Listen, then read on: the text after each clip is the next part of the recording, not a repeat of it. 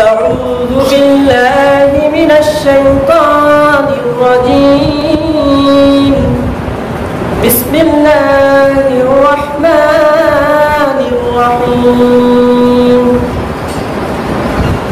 فاعلم أنه لا إله إلا الله واستغفر لذنبك والله يعلم متقلبكم ومثواكم إلى آخر آية الحمد لله সমস্ত প্রশংসা, সমস্ত তারিফ, সমস্ত গুণগান মহান আল্লাহ সুবহানাহু ওয়া তাআলার দরবারে। যে আল্লাহ সুবহানাহু ওয়া তাআলা এই সুবিশাল, এত বড় বিশাল নীল আসমান কোনো খুঁটি ছাড়া, খুঁটিহীন অবস্থায় আমাদের মাথার উপর ঝুলিয়ে রাখলেন। যে আল্লাহ সুবহানাহু ওয়া তাআলা তার অগণিত নিয়ামত দিয়ে আমাদেরকে সুস্থ রাখলেন।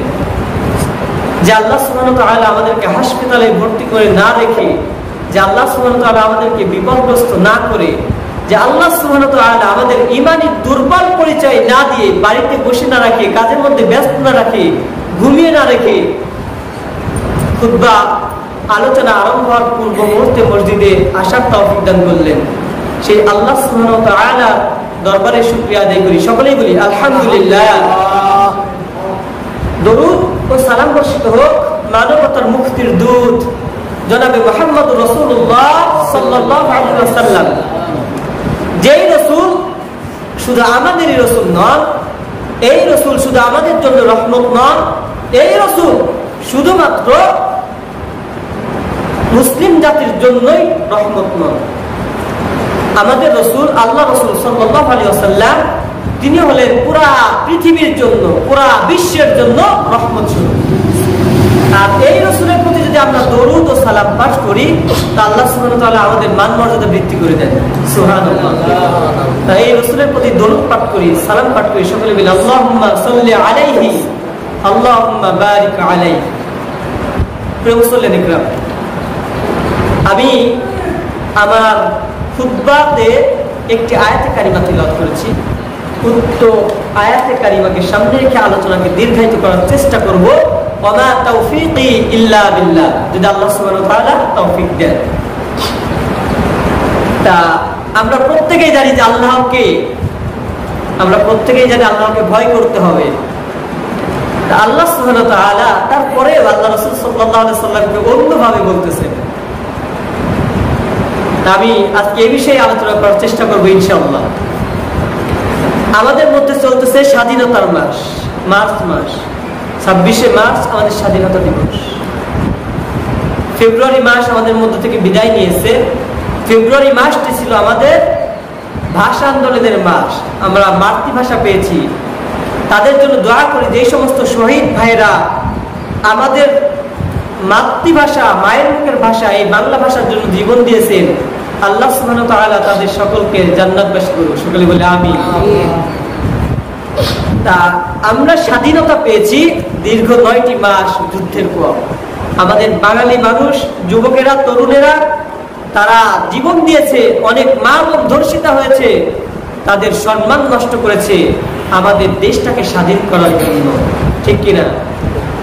এই স্বাধীন দেশে আজ আমরা স্বাধীনতা পেয়েছি, এই কিন্তু স্বাধীনভাবে চলতে পারি। তারপরেও আমাদের অনেক কিছু না পাওয়া রয়ে গিয়েছে। আমরা পেয়েছি অনেক কিছু, কিন্তু তারপরেও আমাদের কাছে না পাওয়া রয়ে গিয়েছে। কারণ আমরা চাইছিলাম যে স্বাধীনতা, আমরা পাইনি সেই স্বাধীনতা। আমরা যে স্বাধীনতা চেয়েছি আমরা সেই স্বাধীনতা পাইনি। আমরা পেয়েছি অশ্লীলতার স্বাধীনতা, আমরা পেয়েছি বেহায়াপনার স্বাধীনতা, ঠিক কিনা? আমরা পেয়েছি সুদ ঘুষের স্বাধীনতা। প্রিয় মুসল্লিন ইকরাম, আফসোস। এই জন্য আমি আমার এক বড় ভাই, দিনী ভাই, একটি গজল লিখেছেন বা তার নিজেই গেয়েছেন। গজলটি হলো যে কি, আমি চাই। তার এই গজলটি খুব ভালো লেগেছে, আমি আপনাদের সামনে তুলে ধরতেছি ইনশাল্লাহ। সকলে মন দিয়ে শুনলে পর হয়তো বুঝবেন। আমি চাই বাংলাদেশে কাঁদবে না আর কেউ তো দুঃখে, আমি চাই প্রতিটি মানুষ মিলে মিশে থাকবে সুখে। আমি চাই বাংলাদেশে কাঁদবে না আর কেউ তো দুঃখে, আমি চাই প্রতিটা মানুষ মিলে মিশে থাকবে সুখে। আমি চাই ভিক্ষুক হয়ে ঘুরবে না কেউ কারো দ্বারে, আমি চাই কাঁদবে না রাত কখনো কারো অনাহারে। আমি চাই ভিক্ষুক হয়ে ঘুরবে না কেউ কারো দ্বারে, আমি চাই কাটবে না রাত কখনো কারো অনাহারে। আমি চাই মাজলুমেরা ফেলবে না আর চোখের পানি, আমি চাই কোর্টের দ্বারে কাটবে না বিচারের বাণী। আমি চাই মাজলুমেরা ফেলবে না আর চোখের পানি, আমি চাই কাটবে কোর্টের দ্বারে কাটবে না বিচারের বাণী। আমি চাই বাংলাদেশে থাকবে না আর কেউ তো দুঃখে, আমি চাই প্রতিটা মানুষ মিলে মিশে থাকবে সুখে, ঠিক কিনা? আমি চাই ধর্ষিতা বোন কাঁদবে না আর অন্ধকারে, আমি চাই সন্ত্রাসীরা ভালো হবে তওবা করে। আমি চাই ধর্ষিতা বোন কাঁদবে না আর অন্ধকারে, আমি চাই সন্ত্রাসীরা ভালো হবে তওবা করে। আমি চাই অধিকার নিয়ে খেলবে না কেউ সিনিমিনি, আমি চাই বুঝবে সবাই থাকবে না কেউ চিরদিনই। আমি চাই অধিকার নিয়ে খেলবে না কেউ সিনিমিনি, আমি চাই বুঝবে সবাই থাকবে না কেউ চিরদিনই। আমি চাই বাংলাদেশে কাটবে না আর কেউ তো দুঃখে, আমি চাই প্রতিটা মানুষ মিলে মিশে থাকবে সুখে। আমি চাই সাংবাদিকের সত্য কথা লিখুক সবে, আমি চাই চ্যানেলগুলো সত্য প্রচার করুক ভাবে। আমি চাই সাংবাদিকের সত্য কথা লিখুক সবে, আমি চাই চ্যানেলগুলো সত্য প্রচার করুক ভাবে। আমি চাই ইন্ডিয়ান সব চ্যানেলগুলো বন্ধ হবে, আমি চাই ইসলামী টিভি চ্যানেলগুলো খুলে হবে। আমি চাই ইন্ডিয়ান চ্যানেলগুলো বন্ধ হবে, আমি চাই পিস টিভি চ্যানেলটি আবার খোলা হবে। আমি চাই বন্ধ হবে সুদার ঘুষের লেনা দেনা, আমি চাই যোগ্য যুবক দেশ ও দেশের বোঝা হবে না। আমি চাই বন্ধ হবে সুদার ঘুষের লেনা দেনা, আমি চাই যোগ্য যুবক দেশ ও দেশের বোঝা হবে না। আমি চাই খুন খারাপি হবে না আর প্রভু আমার দেশে, আমি চাই গর্বে এ দেশ ভাইয়ে ভাইয়ে ভালোবেসে। আমি চাই খুন খারাপি হবে না প্রভু আমার দেশে, আমি চাই গর্বে এ দেশ ভাইয়ে ভাইয়ে ভালোবেসে। আমি চাই বাংলাদেশে কাটবে না আর কেউ তো দুঃখে, আমি চাই প্রতিটা মানুষ মিলে মিশে থাকবে সুখে। আমি চাই আলেম যারা থাকবে দেশে মুক্ত তারা, আমি চাই মুফাসসিরের কণ্ঠে কোরআন শুনবে ধরা। আমি চাই আলেম যারা থাকবে দেশে মুক্ত তারা, আমি চাই মুফাসসিরের কণ্ঠে কোরআন শুনবে ধরা।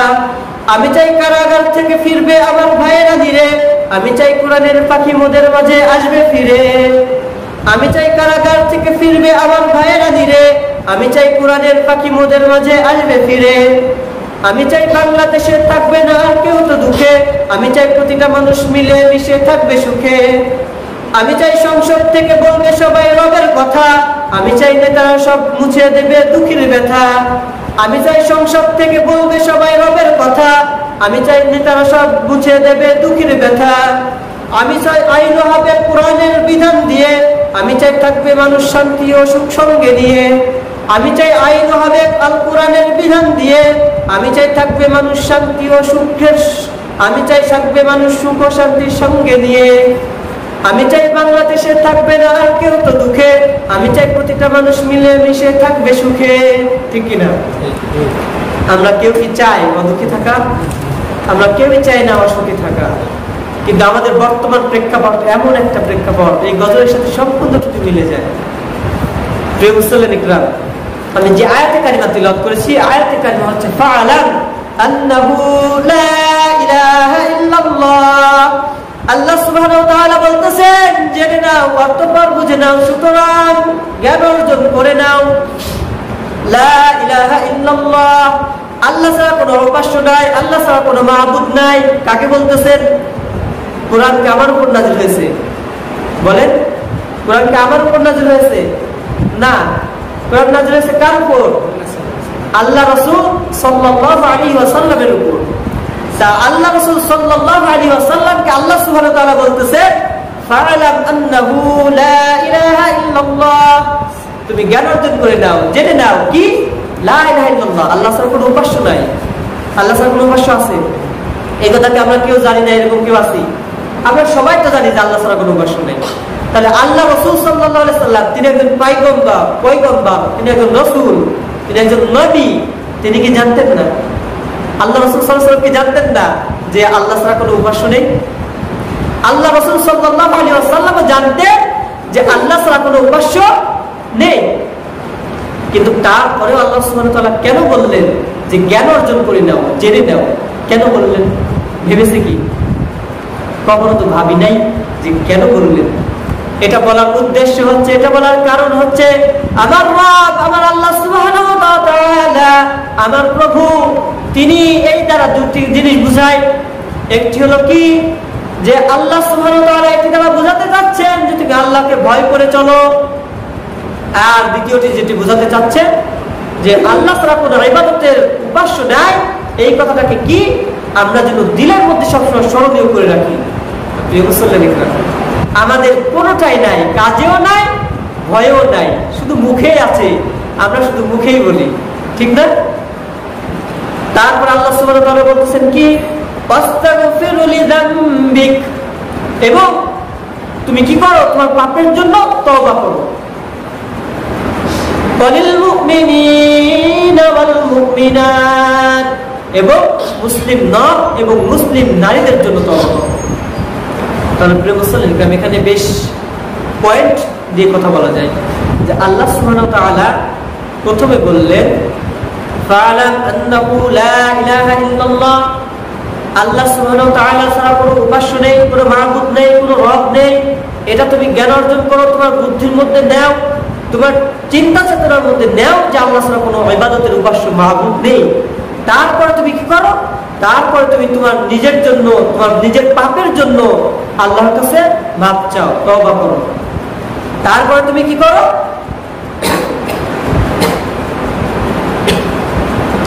তারপরে তুমি মুসলিম নর এবং মুসলিম নারীদের জন্য তওবা করো। এটা কে বলতেছেন? আল্লাহ সুবহানাহু ওয়া তাআলা। আমাদেরকে কে শিক্ষা দিচ্ছে? আল্লাহ সুবহানাহু ওয়া তাআলা শিক্ষা দিচ্ছেন। তারপর আল্লাহ সুবহানাহু ওয়া তাআলা কি বলতেছেন জানেন?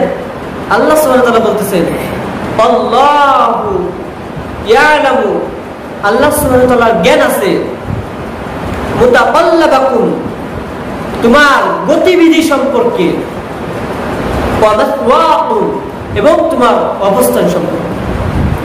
তাহলে আল্লাহ সুবহানাহু ওয়া তাআলা বলতেছেন যে তোমরা জ্ঞান অর্জন করো যে আল্লাহ সুবহানাহু ওয়া তাআলা ব্যতীত আর কোনো মাবুদ নাই।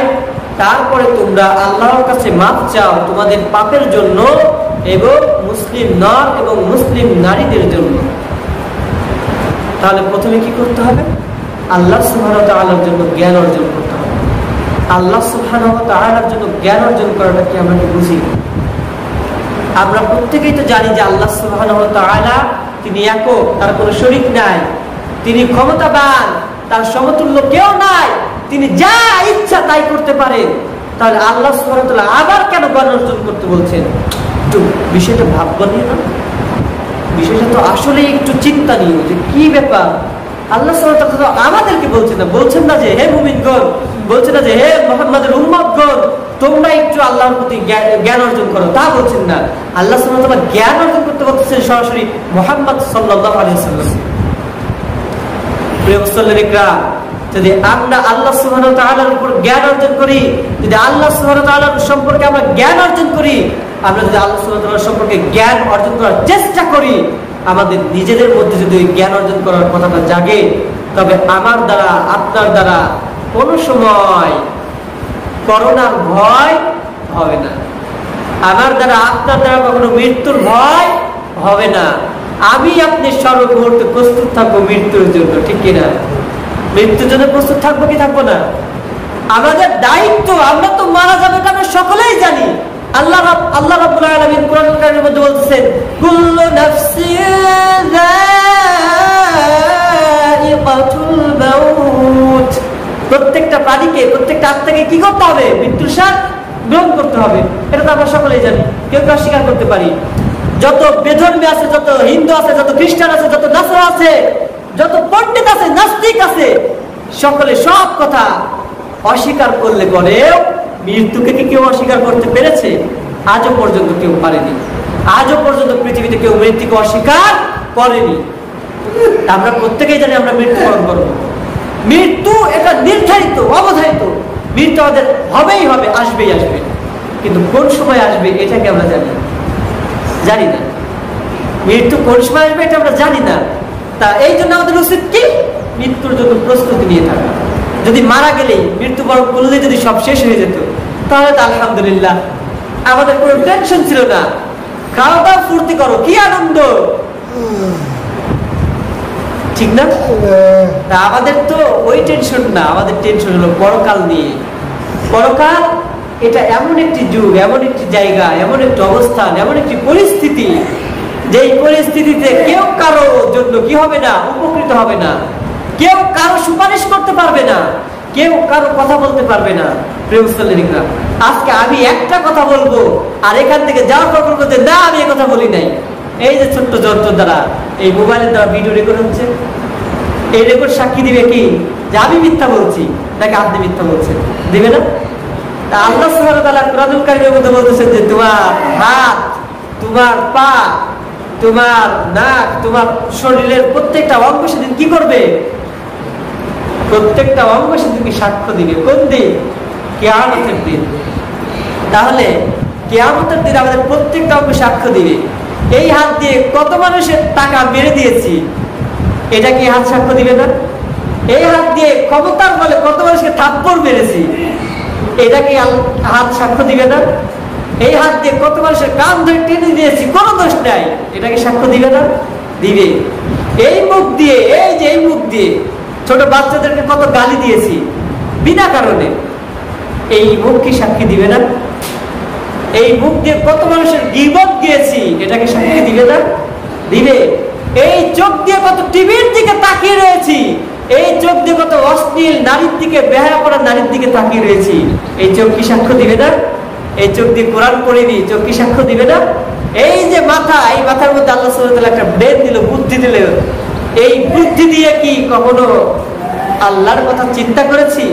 এই বুদ্ধি কি সেদিকে সাক্ষ্য দিবে না?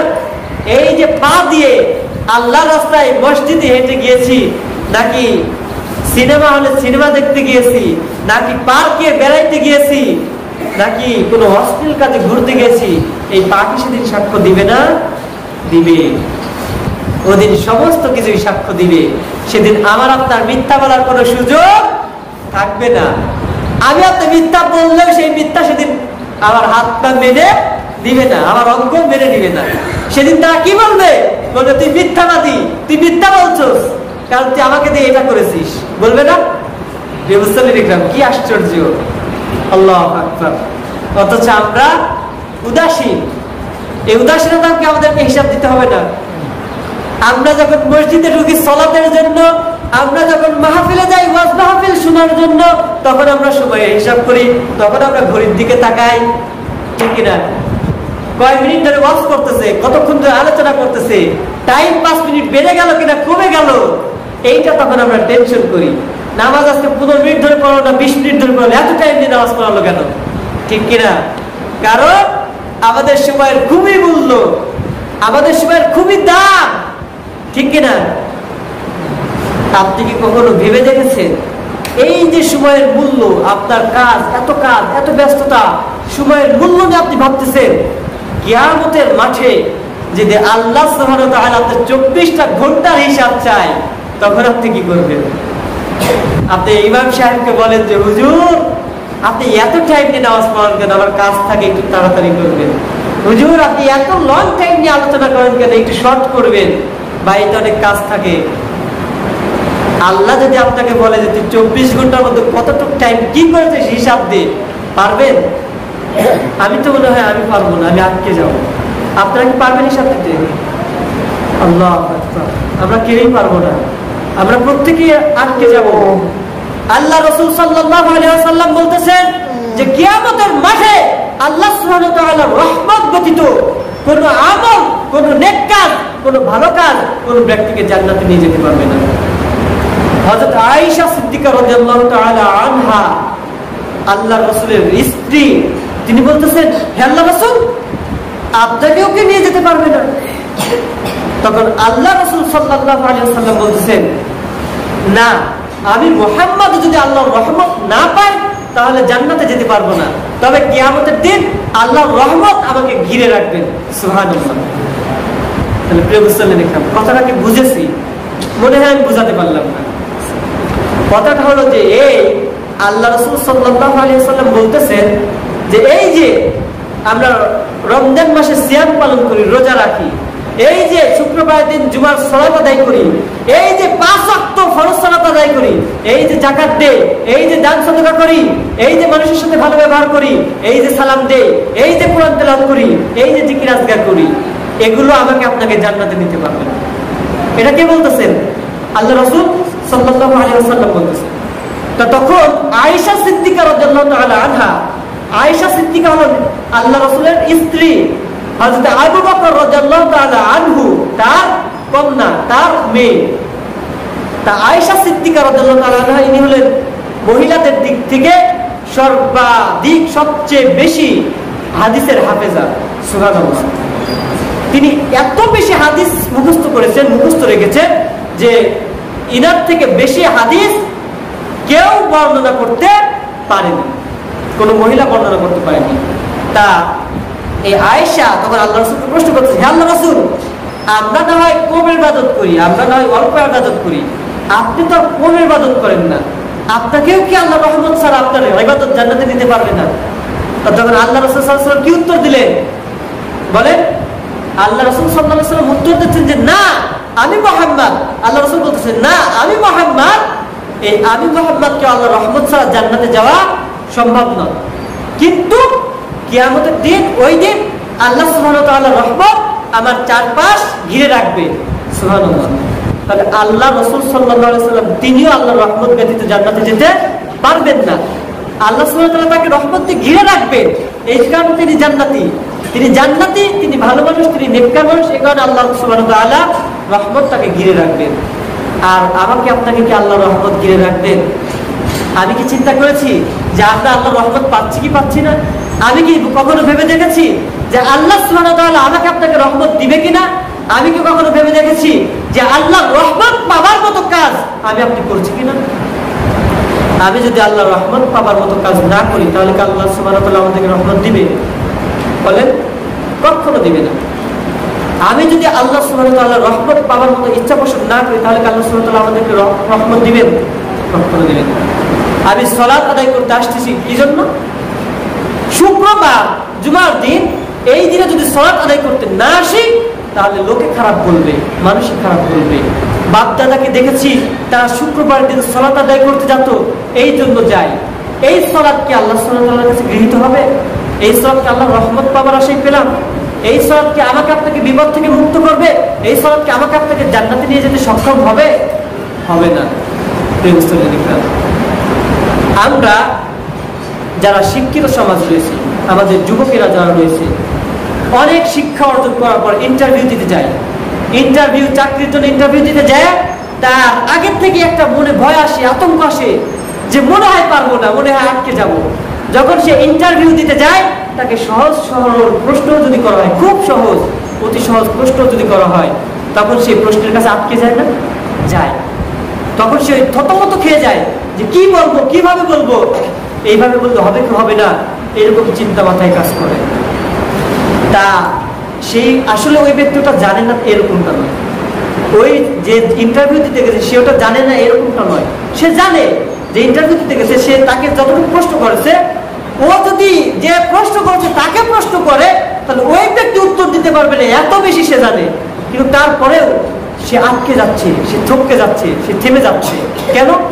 কারণ তার মনে, তার অন্তরে, তার দিলে একটা ভয় কাজ করছে, একটা আতঙ্ক কাজ করছে। এই আতঙ্কের কারণে সে কি করতে পারছে না? সে উত্তর দিতে পারছে না। আসলে তার উত্তরটা কিন্তু খুব সহজ উত্তর, তার জানা উত্তর, সে ওটা দিয়ে সব সময় কথা বলে, ওই বিষয়ে সে খুবই পারদর্শী। তারপরে সে কি হচ্ছে? আটকে যাচ্ছে। তা আমি আপনি ইমানদার, মুসলিম, আল্লাহ ভীরু, আল্লাহকে ভয় করি, সবকিছুই বলি, কিন্তু আমার আপনাকে যদি আল্লাহ সুবহানাহু ওয়া তাআলা প্রশ্ন করে তুমি আমাকে কেমন ভয় করতে, কেমন উত্তর দিতে পারবো না? উত্তর দিতে পারবো? আল্লাহ সুবহানাহু ওয়া তাআলা যদি বলে যে কেমন ভয় করতে, যে আমার ভয় তুমি মুখে দাঁড়িয়ে রাখোনি, উত্তর দিতে পারবো? আল্লাহ সুবহানাহু ওয়া তাআলা যদি বলে কেমন ভয় করতে, আমার ভয় তুমি টাকনুর উপরে কাপড় পরোনি, উত্তর দিতে পারবো? আল্লাহ সুবহানাহু ওয়া তাআলা যদি বলে কেমন ভয় করতে, তুমি আমার ভয়ে ফজরের সময় মসজিদে আসোনি, উত্তর দিতে পারবো? আমার তো মনে হয় পারবো না। আল্লাহ সুবহানাহু ওয়া তাআলা যদি বলে কেমন ভয় করতে, তুমি খাবার সময় কি হালাল হারাম বেছে খেয়েছো? উত্তর দিতে পারবো। আমরা প্রত্যেকেই কম বেশি সকলে কিসের সাথে? হারামের সাথে জড়িত। আমরা প্রতিটা মানুষ আজ হারামের সাথে জড়িত। হারাম খেয়ে যদি ইবাদত করি তাহলে কি সেই ইবাদত কবুল হবে? হাদিসের মধ্যে এসেছে যে যেই ব্যক্তি হারাম দ্বারা লালিত পালিত হবে সেই ব্যক্তি জান্নাতে প্রবেশ করবে না। লা ইয়াদখুলুল জান্নাতা জাসাদুন গুযিয়া বিল হারাম। হারাম দ্বারা লালিত পালিত শরীর জান্নাতে প্রবেশ করবে না। অন্য এক হাদিসে এসেছে যে হারাম দ্বারা যারা হারাম খায় তাদের কোনো ইবাদতই আল্লাহ সুবহানাহু ওয়া তাআলার দরবারে কবুল হবে না। আবার অন্য এক হাদিসে এসেছে যে যেই ব্যক্তি একটি নেশাদার দ্রব্য পান করলো সেই ব্যক্তি 40 দিন ইবাদত করলে, 40 দিন তওবা করলে আল্লাহ সুবহানাহু ওয়া তাআলার কাছে সেই তওবা কবুল হবে না। আমরা কি নেশাদার দ্রব্য খাচ্ছি না? আমরা কি বিড়ি সিগারেট খাচ্ছি না? তাহলে আমাদের 40 দিনে ইবাদত কবুল হবে যদি 40 দিন তওবা করে হবে? আমি সিগারেটও খাচ্ছি, নামাজও পড়তেছি, আমার নামাজ কাজে আসবে? আসবে না। আহা, কি আফসোস, কি দুঃখ যে আমাদের সমাজ এটা পরিবর্তন করতে পারছি না। আল্লাহ সুবহানাহু ওয়া তাআলা তাই তো বললেন, তোমরা জ্ঞান অর্জন করো আল্লাহ সুবহানাহু ওয়া তাআলা এক উপাস্য এই বিষয়ে। আল্লাহ সুবহানাহু ওয়া তাআলা যে এক এটা জানতে হবে। কেমন ভাবে জানতে হবে? আল্লাহ সুবহানাহু ওয়া তাআলা যে এক এই কথা যদি আমি আপনি জানি তাহলে কোনো সময় আমরা করোনাকে ভয় করব না, তাহলে কোনো সময় আমরা মৃত্যুকে ভয় করব না, তাহলে আমরা প্রত্যেক সময় মৃত্যুর জন্য প্রস্তুতি হয়ে থাকবো, কোনো সময় আমরা নাপাক হয়ে থাকবো না। প্রিয় মুসলিম ইকরাম, আজ যদি আমাদের যুবকদেরকে বলা হয় চলো নামাজে যাই, চলো সালাত আদায় করতে যাই, যুবকরা বলে আমার কাপড় পরিষ্কার নয়, আমি নাপাক, আমাকে পরিষ্কার হতে হবে, পাকসাপ ভাবে পরে যাবো, বলে কি বলে না? আপনাদের কেউ বলে না? আমাদের ওদিকে অনেক বলে, অনেক বলে। আমাদের সাথে যারা উঠা পেশা করে চলাফেরা করে তাদেরকে যদি নামাজের জন্য ডাকা হয় বলে আমি এখন পরিষ্কার নাই, পরে আসবো। আরে মুসলমান অপরিষ্কার থাকে এটা হয় কিভাবে? একজন মুসলমান তো সবসময় পবিত্র হয়ে থাকবে। একজন মুসলমান এই বিশ্বাসটি থাকবে যে মালাকুল মাউত আজরাইল নামে যাকে আমরা চিনি, আজরাইল যে কোনো মুহূর্তে আমার জান কবজ করবে, মালাকুল মাউত এখনই আমার জান কবজ করতে পারে। এই বিশ্বাস যদি আমার আপনার মধ্যে থাকে তাহলে কি আমি আপনি নাপাক হয়ে থাকতে পারি? আমি আপনি যদি নাপাক হয়ে মৃত্যুবরণ করি তাহলে তো আমার আপনার জন্য কবর থেকেই শুরু হবে আযাব। কবর থেকেই তো আল্লাহ ওই নাপাকের প্রতিদান দিতে থাকবে, উত্তম প্রতিফল দিতে থাকবে, জাযাকায়ের দিবেন আল্লাহ, ঠিক না? তাই এই জন্য আমাদেরকে সবসময় পাকসাপ পবিত্র থাকতে হবে। আর আমাদের যুবকেরা কি করতেছে, আমরা কি করতেছি? যুবকেরা বা মুরব্বীরা যারা তারা এত উদাসীন, আল্লাহু আকবার, মৃত্যু নিয়ে এত ভীত।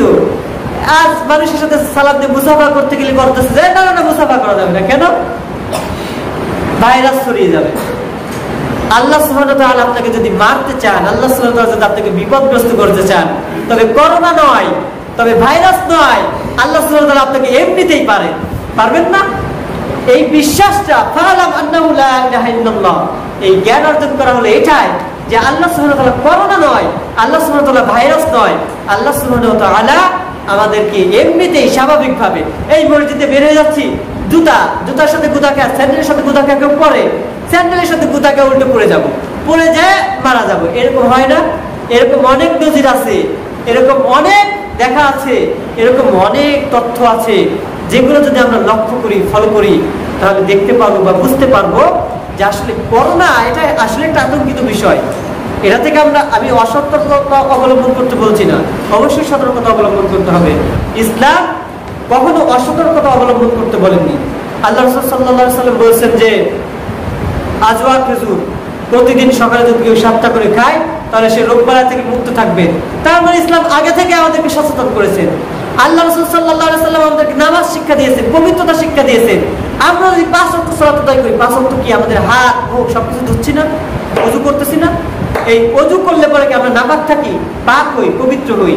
তাহলে ডাক্তাররা এই করোনা থেকে প্রতিরোধক হিসেবে বললেন কি যে বেশি বেশি মুখ ধোও, বেশি বেশি হাত মুখ ধোও, পরিষ্কার হও। তাহলে বোঝা গেল যে এইসব ভাইরাস মুসলিমদের জন্য আল্লাহ সুবহানাহু ওয়া তাআলা দেননি, পরিষ্কার যারা তাদের জন্য দেননি, যারা পবিত্র তাদের জন্য দেননি, যারা অপবিত্র যারা নাপাক যারা অপরিচ্ছন্ন তাদের জন্য দিয়েছেন। কেননা ডাক্তাররা তো গবেষণা করে পাচ্ছে না যে যারা পাকসাপ থাকে, পবিত্র থাকে তাদের হচ্ছে। ডাক্তাররা গবেষণা করে কি পাচ্ছে? যারা হাত মুখ ধোয় না, যারা এমনি থাকে সবসময় অপরিচ্ছন্ন থাকে তাদেরই হচ্ছে বেশি। ডাক্তাররা আমাদেরকে কি পরামর্শ দিচ্ছেন? যে পরিষ্কার পরিচ্ছন্ন থাকো, তাই না? আমাদের 1500 বছর আগে আমাদের প্রিয় রাসূল সাল্লাল্লাহু আলাইহি ওয়াসাল্লাম তিনি শিক্ষা দিয়ে গেলেন কি? তোমরা সবসময় কি থাকো? পবিত্র থাকো, পাকচাপ থাকো। তুমি বাথরুমে যাও, তুমি প্রসাব করতে যাও, টয়লেটে যাও, বের হয়ে এসে কি করো? ওযু করো। সুবহানাল্লাহ বলবেন না? একটু জোরে বলেন না সুবহানাল্লাহ। আমাদের ধর্ম, আমাদের ইসলাম কি? ইসলাম কি শিক্ষা দিয়ে যায়? ইসলাম আছে যে জায়গায় ভাইরাস নাই সে জায়গায়, ইসলাম আছে যে জায়গায় বিপদ নাই সে জায়গায়। অথবা হতে পারে সাময়িক সময়ের জন্য আপনার উপর চাপ আসবে, কষ্ট আসবে, দুঃখ আসবে, কিন্তু মুমিনরা কখনো হতাশ হবে না। লা তাকনাতু মির রাহমাতিল্লাহ। মুমিনরা সবসময় আল্লাহর রহমতের উপর কি করবে? ভরসা করে থাকবে। মুমিনরা বিশ্বাস করবে আল্লাহ সুবহানাহু ওয়া তাআলা যা দিয়েছেন এটার মধ্যে কি রয়েছে? মঙ্গল রয়েছে। এটা কি মুমিনরা বিশ্বাস করবে না? যদি মুমিনরা এই বিশ্বাস নিয়ে থাকে তাহলে কি আর তাদের আতঙ্ক থাকবে? আমরা যদি করোনাকে ভয় করে মসজিদে আসা বাদ দিয়ে দেই, আমরা যদি করোনাকে ভয় করে ঘরের মধ্যে লুকিয়ে থাকি, আল্লাহকে পারবে না একটা বিশাল ঝড় দিয়ে ওই ঘরটাকে আমার মাথার উপর ফেলে দিতে? পারবে না? আল্লাহকে পারেন না? আল্লাহ কি সে ক্ষমতা নাই? আছে। আল্লাহ সুবহানাহু ওয়া তাআলা একটা কানা মশার নেংরা মশার মাধ্যমে নমরুদকে শেষ করেছিল। কাহিনী শুনেননি? আমিও শুনেছি, তা দেখি নাই। খুব আফসোস না আল্লাহ, কিভাবে সম্ভব? সুবহানাল্লাহ, আল্লাহু আকবার, তোমার কি ক্ষমতা? আল্লাহ সুবহানাহু ওয়া তাআলা পুরো বিশ্বটাকে দেখিয়ে দিল যে চীন, যে চায়না এত পাওয়ারফুল। আমরা যেটা ইউজ করতেছি এটা চায়না, এটা চায়না, সবকিছু চায়না, যা কিছু চলে সবকিছু কি? চায়না। সেই চীন বলতেছে যে আমরা 1 মাসের মধ্যে একটা নতুন কোরআন আবিষ্কার করবো। কি করবো? কোরআন আবিষ্কার করবো। নাউজুবিল্লাহ বলবেন না? তার 1 সপ্তাহের মধ্যে 5 দিনের মাথায় চীন এমন একটা রোগে আক্রান্ত হলো, এমন একটা ভাইরাসে আক্রান্ত হলো, নাম কি? করোনা। এই 5 দিনের এই একটা ভাইরাসের কারণে তাদের মাথার থেকে কোরআন আবিষ্কারের চিন্তা তো শেষ। তারা মুসলিমদের উপর নির্যাতন করত, জুলুম করত, অত্যাচার করত, মসজিদে নামাজ পড়তে দিত না, হত্যা করত মুসলিমদেরকে। সেই চীন 5 দিনের ব্যবধানে কি হলো? আল্লাহু আকবার, এত আতঙ্কিত হলো, এত ভীত হলো, মসজিদে যায় দোয়া চায়। মসজিদে ইমামদের কাছে কি চায়? দোয়া চায়। হুজুর দোয়া। সুবহানাল্লাহ বলবেন না? কফ র আলিফ নুন কোরআন। করোনাও কফ র নুন, করোনা একই রকম। ওরা কোরআন বানাবে, আল্লাহদেরকে করোনা দিয়ে দিয়েছে। সুবহানাল্লাহ, আল্লাহু আকবার। পুরা পৃথিবীটাকে আল্লাহ কি করলেন? থামিয়ে দিলেন। কি দিয়ে? করোনা দিয়ে। আজ সারা পৃথিবীতে অত্যাচার চলতেছিল মুসলিমদের উপর, যুগের পর যুগ। ইতিহাস দেখেন, ইতিহাস ঘাটেন, ইতিহাস পড়েন, দেখবেন যখনই মুসলিমদের উপর খুব বেশি অত্যাচার নেমে আসতো তখনই আল্লাহ সুবহানাহু ওয়া তাআলা কি করতেন? এক একটা নিদর্শন দিয়ে মুসলিমদেরকে জয়লাভ করে দিতেন। এটা মুসলিম যখন বিপদ আসতো তখন মুসলিমদের উপর আসতো। কারণ আমরা যারা মুসলিম দাবি করি আমরা সকলে কি মুসলিম? আমাদের মধ্যে অনেকে আছে মুসলিম দাবি করা সত্ত্বেও আমরা মুনাফিক। আমরা অধিকাংশই মুনাফিক, কারণ আমরা বলি আমরা মুসলিম, কিন্তু আমরা ইসলাম নিয়ে সন্তুষ্ট নয়, আমরা ইসলামের উপর খুশি নয়। আমরা এখানে বলি, সামনে বলি ইসলামের কথা, পিছনে যাই ইসলামের বিরোধিতা করি। এরকম আছে না নাই? আমার বাংলাদেশে আলেম সমাজের মধ্যে এমন আছে যে যারা মুখে বলে ইসলামের কথা কিন্তু কাজে কর্মে তাদের ইসলাম বিরোধী কাজ। ঠিক কিনা? আল্লাহ আমাদেরকে হেফাজত করুক, সকলে বলে আমি। তা আমি দেখি নাই যে হাতি দিয়ে যখন মক্কা কাবাকে ধ্বংস করতে আসা হচ্ছিল তখন আল্লাহ সুবহানাহু ওয়া তাআলা আবাবিল পাখি পাঠিয়ে দিয়ে ছোট্ট পাথরের মাধ্যমে কিভাবে ওই হাতিগুলোকে শেষ করে দিলে, ধূলিসাৎ করে দিলে, মাটির সাথে মিশিয়ে দিলে দেখি নাই। কিন্তু আমি দেখেছি যখন করোনা ভয়ের কারণে কাবা ঘরে তাওয়াফ বন্ধ করে দেওয়া হলো তখন পাখিরা কাবা ঘর তাওয়াফ করলো। দেখেন না আপনারা? যারা ইন্টারনেট, ফেসবুক, সোশ্যাল মিডিয়াতে আছেন তারা তো দেখার কথা। সুবহানাল্লাহ, আল্লাহ সুবহানাহু ওয়া তাআলা যা রক্ষাকারী, যাকে রক্ষা করবেন, যার হেফাজত করবেন, তাকে কি কেউ ধ্বংস করতে পারে না। তা আমি আপনি কেন এই ভরসা করতে পারছি না যে আমাকে আপনাকে হেফাজত করবে আল্লাহ সুবহানাহু ওয়া তাআলা? বলেন, ফাআলাম আন্নাহু লা ইলাহা ইল্লাল্লাহ, জ্ঞান অর্জন করো যে আল্লাহ ছাড়া কোনো উপাস্য নাই। এই কথার মানে হচ্ছে এই যে আমি আপনি ভরসা করব আল্লাহ সুবহানাহু ওয়া তাআলার উপরে, যেন আমার আপনার দ্বারা অন্য কোনো ভয় কাজ না করে। আমি আপনি যেন কোনো মানুষকে ভয় না করি, আমি আপনি যেন কোনো রোগকে ভয় না করি, আমি আপনি যেন কোনো চিন্তা না করি ভবিষ্যতে কি হবে। ও মুসলমান, ভবিষ্যৎ কি? আমি আপনি যদি এখন মারা যায়, আমার ভবিষ্যৎ কি? জাহান্নাম। আমি কি জাহান্নামে যাওয়ার জন্য ভবিষ্যৎ গ্রহণ করতেছি? আমার চাই জান্নাত। জান্নাতে যাওয়ার জন্য আমাকে প্রয়োজন কি? সন্তুষ্ট থাকা। আল্লাহ আমাকে যা দিয়েছে এই অল্পতেই সন্তুষ্টি থাকতে হবে। আল্লাহর উপর তাওয়াক্কুল করে, আল্লাহর উপর ভরসা করে, আল্লাহর রহমতের কাঙ্গাল হয়ে, পথভিখারী হয়ে আমরা আল্লাহ সুবহানাহু ওয়া তাআলার দিকে ফিরে আসি। আল্লাহ সুবহানাহু ওয়া তাআলার উপর তাওয়াক্কুল করি। আল্লাহ সুবহানাহু ওয়া তাআলা আমাদেরকে যে ফরজ কাজ, ফরজ বিধানসমূহ দিয়েছেন সেইগুলো আমল করার চেষ্টা করি। আল্লাহ সুবহানাহু ওয়া তাআলা আমাদের সবাইকে প্রত্যেককে তৌফিক দান করুন। সকলে বলে আমিন। আল্লাহ সুবহানাহু ওয়া তাআলা আমাদেরকে হেফাজত করুন। আল্লাহ সুবহানাহু ওয়া তাআলা পুরা বিশ্বটাকে এই করোনা নামক ভাইরাস থেকে রক্ষা করুন। সকলে বলে আমিন। দোয়া কি হাতে ধরে করা এটাই শুধু দোয়া? যখন আপনাকে পুলিশ তাড়াচ্ছে, আপনি দৌড়াচ্ছেন, সেই জন্য দৌড়াচ্ছেন, তখন কি এইভাবে হাত তুলে দোয়া করে যে আল্লাহ আল্লাহ আল্লাহ আমাকে যেন পুলিশ ধরতে না পারে, এইভাবে দোয়া করেন? তখন দোয়া করেন কিভাবে? আল্লাহ যেন ধরতে না পারে, আল্লাহ যেন ধরতে না পারে। খুব জোরে দৌড়াচ্ছেন আর মনে মনে ভাবছেন আল্লাহ যেন ধরতে না পারে। এটা হলো দোয়া। অন্তর থেকে যেটা করা হয় ওটা হলো কি? দোয়া। মুখ থেকে যেটা হয় এটা হলো কি? পড়া। এটা হলো বলা। এটা কি? কওয়া, বলা, পড়া। এটা কি দোয়া? দোয়া পড়া হয়, দোয়া করা হয়। দোয়া করার জন্য অন্তর থেকে করতে হবে। আমরা এই যে 5 ওয়াক্ত সালাতে পারলাম, হাত তুলে দোয়া, আল্লাহ আমাদের বিপদ আপদ দূর করে দাও, আল্লাহ মুসলিমদেরকে তুমি কি করো? রহমত দান করো, হেফাজত করো, বলতেছি না? তারপরে তো আল্লাহ শুনতেছে না। কারণ কি?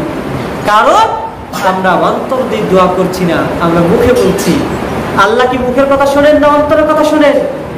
আল্লাহ এই যে আমরা সালাত আদায় করতেছি, কেউ হাত বুকে বাঁধে, কেউ নাভির উপরে বাঁধে। আল্লাহ কোনটা দেখেন? বুকের উপরে দেখেন না নাভির উপরে দেখেন? একটু উত্তর দেন। আল্লাহ কোনটাই দেখেন না।